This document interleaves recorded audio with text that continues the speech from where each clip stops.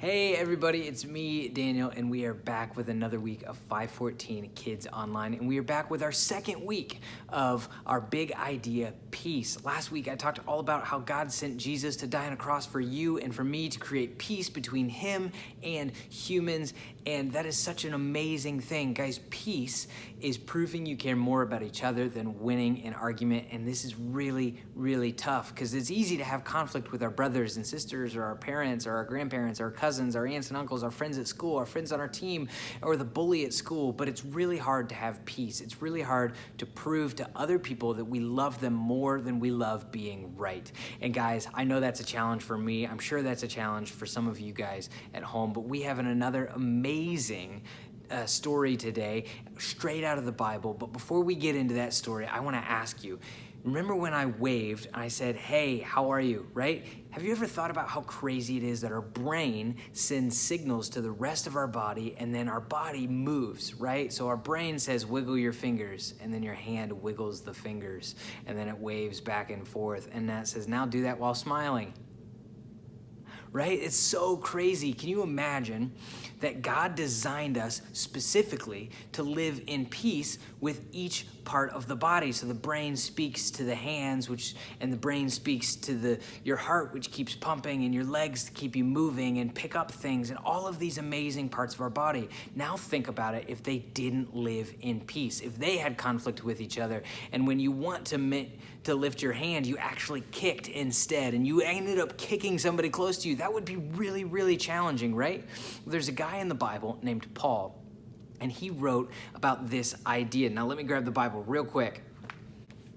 Back. All right. In Colossians 3, chapter 3, verse 15, this is what Paul says. Let the peace that Christ gives rule in your hearts. As parts of one body, we are appointed to live in peace and be thankful.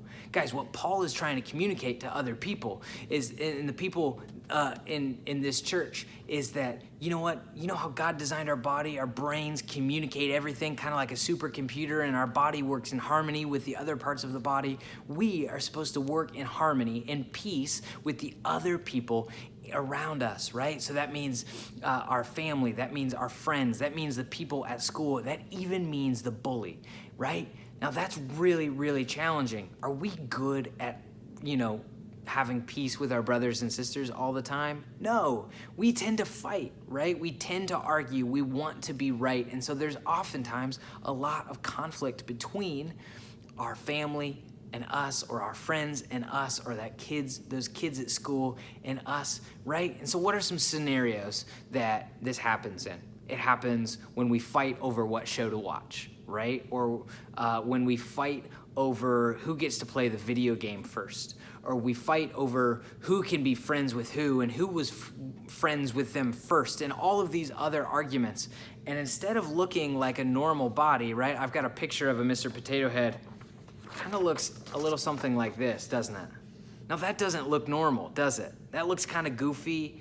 It doesn't look like it's supposed to look. Guys, God created us to look and to act in peace with other people, just like he created our bodies, right? To respond in peace and to work together as one, right?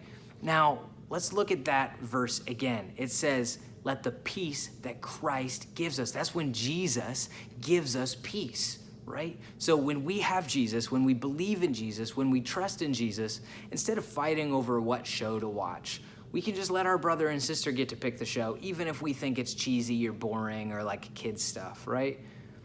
Instead of fighting over who gets to play the video game first, we can take turns. We can try and find a way to get creative and allow everybody to play the same amount of time. Instead of fighting over who was friends with who first and who gets to be friends, right? We can all be friends and find something that we all enjoy. And when we do those things, right, we stop looking a little bit crazy and we start actually looking how God designed us to look.